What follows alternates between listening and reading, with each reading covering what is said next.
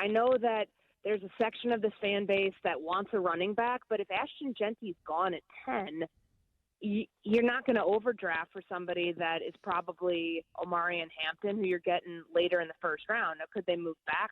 Sure, but you have to find a dance partner. It's a lot of news. Even for a team like the Bears, who, they're not the main headline this week. It's the Steelers and Aaron Rodgers and Deshaun Watson and the Cleveland Browns admitting fault on that experiment not working out and being like a colossal failure. There's tush-push, there's all this other stuff, but the Bears still have quite a bit of news coming out of league meetings, including the expansion now of where they're going to be looking to build the stadium. Hearing from George McCaskey for the first time since his mother Virginia's passing, and just like the plan to keep the team within the family. They're busy. And, oh, by the way, they also have the number 10 pick and a lot of different routes that they could go there to get the best player that they think could help the team right now and later. So, yeah, it's been a productive 3 days. They typically don't have any sort of availability on Wednesday. The meetings wrap up Tuesday, and usually teams try to get out of Dodge pretty quickly. But we spoke with Kevin Warren and George McCaskey today, and I think there was quite a bit to walk away from there just in terms of the state of the team now and some of the priorities for like the business side of things outside of football over the next year or so. Courtney, I know this isn't the most important talking point from what has taken place down there for the last couple of days, but I'm just curious how refreshing the Q&A with Ben Johnson has been for you in terms of dealing with a coach that actually will answer a question in a way that is well thought out and meaningful. Very. And I think everybody walked away feeling the same in one-on-one interactions with Ben Johnson and then the group availability we had with him yesterday.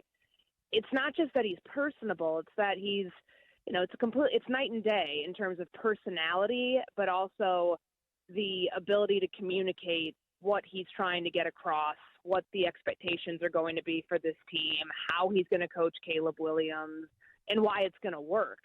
There's, and it's not a knock on Matt Eberflus. It's not a knock on anybody else, but I just think that it's a team that does really well in the off season, seemingly every year since they had the number 1 pick and traded it. And so to build up that hope in the fan base is something that this regime knows quite a bit about, but it feels like there's a tangible effect with Ben Johnson, and just given the way that he talks and putting some action behind his words. Like, I remember going back to the combine when I asked him about if it's possible to flip the entire offensive line, or the entire interior of the offensive line to turn around a position that quickly in one offseason. And he said, yeah, I think it is. And then, 2 weeks later, they did that. So they put their money where their mouth was. And I think some of the additions that they've made in free agency and what that leads them to do in the draft potentially will, make fans buy into more of what Ben Johnson is trying to put forth here in his first season.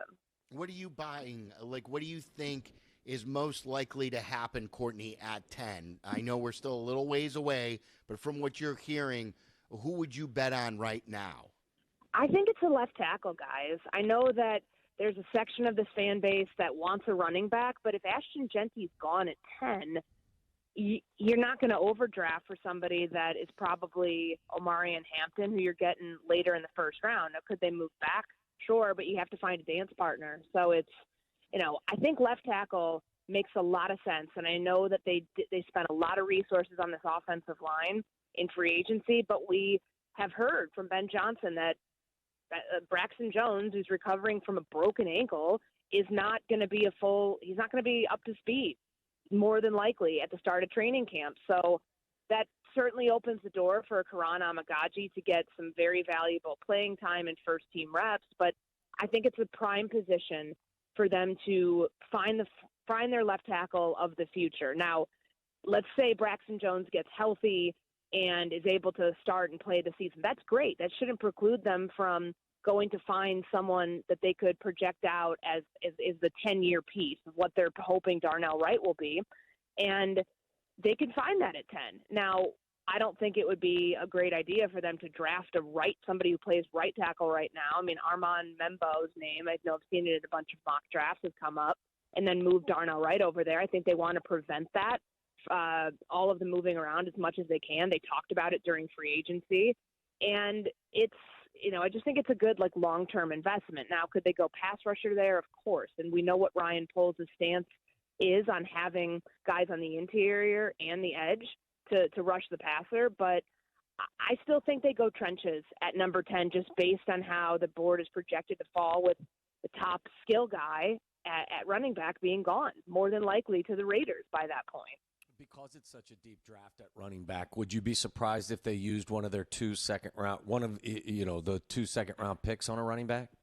No, not at all. I think that's a safe route, and we'll see where the run starts, because if Hampton goes, the running back from UNC, in the late first round, is it Quinshon Judkins right after him? Is it does the run start, and can the Bears get to where they're at in the late 30s and early 40s to draft and still have running backs available? But just the way that they talked about that position specifically, and how they can not necessarily recreate, because Ben Johnson doesn't want to set that bar and expectation. I think it's a wise thing to say, we're not going to just go and can't expect that you're going to have David Montgomery and Jahmyr Gibbs in year one, but can you find your own version of it with a second-round pick on a running back? I absolutely think you can, because that's one of the strengths of this draft class, where you don't have to feel that you're going to miss out if you don't get Ashton Genty.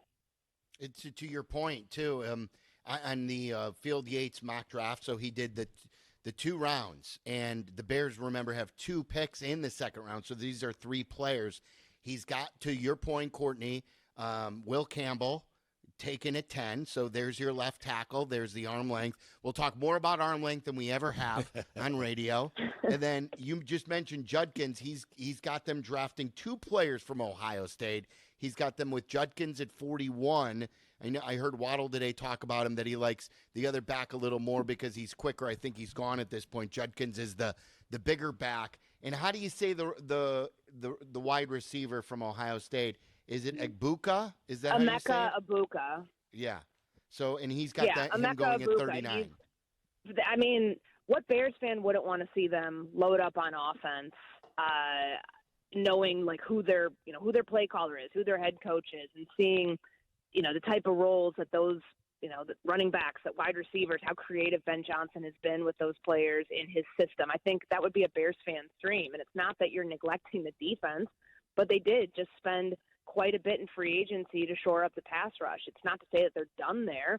They've found developmental prospects in the 4th round, like Austin Booker last year, and that's somebody that Ben Johnson talked about yesterday, needing to gain some more weight. Understandably, in Dennis Allen's defense, he wants some bigger edge rushers, but they have players that are there, in addition to the Grady Jarretts and Dio Odenigbo, that can contribute up front in attacking and getting after the quarterback. So if those were the 3 picks that they came away with in the first 2 rounds, I think that would be, we're looking at grades the Monday after the draft, and I think most people would be giving the Bears an A for that. There's a lot of talk about, he got a little wonky, and for those who like, the analytics of the game, talking about EPA and the teams that are at the top of the list in EPA, those are the ones that win more consistently. When it comes to the quarterback, project this to the first mini camp where this group all gets together for the first time. Are you expecting to see things look just dramatically different, Courtney? More under center, a lot of different things and concepts that really we haven't seen around here for a couple of years? Well, you're saying the first mini camp, so end of the off-season program, so June. Do we expect it to look different? I think there's parts of it where Ben Johnson, in the challenge that he's presenting to Caleb Williams, is that you got to go under center more. And that's not to say he will never be in the shotgun, but he took 84 snaps under center last year, 525, I believe, in the gun. There's a variance there that I think they want to, balance out a little bit and not have it be, Caleb has been a shotgun quarterback predominantly throughout his career. You have more play action opportunities when you go under center. You have a chance to take that sack percentage down and not just have that rely on, having better offensive linemen and pass protection. I think it will look different, but I'm very cautious to put too much stock into what we see in minicamp, because we know the roster can change. They're going to be adding guys to get it to 90, throughout the offseason. They're certainly not there yet.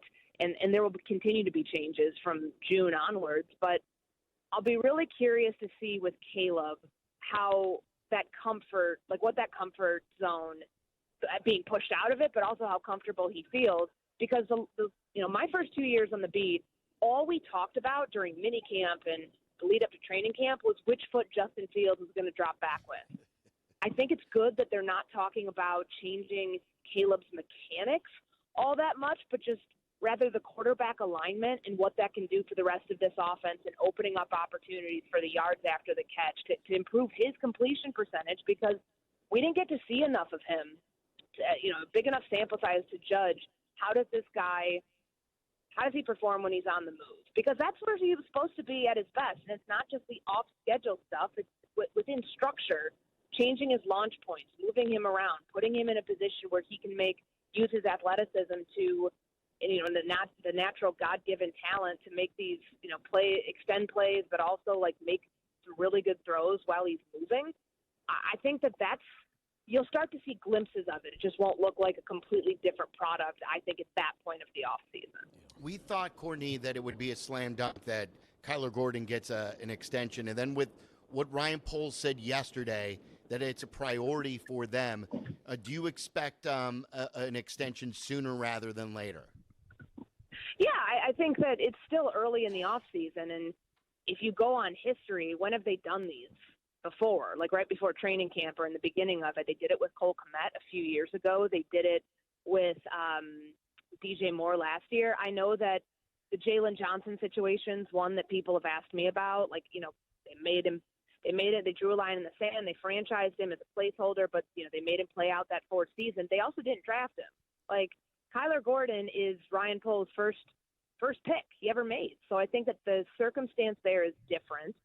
And on top of that, there's kind of the expectation that, listen to how Dennis Allen talked about him initially. There was not a single other player that was mentioned by name by the new defensive coordinator. I think the nickel role, in defenses and how they're getting paid at a premium, and good Kyler Gordon, and I don't think that there's any reason to believe that it won't get done, just given the way that Ryan. Let's see if we could reestablish with Courtney, and then she'll wrap up. I want to ask her too about what she's been saying that she thinks her gut has been telling Arlington Heights. Yeah. So I want to see what she thought by talking to Kevin Warren today. Yeah, I think some good stuff there.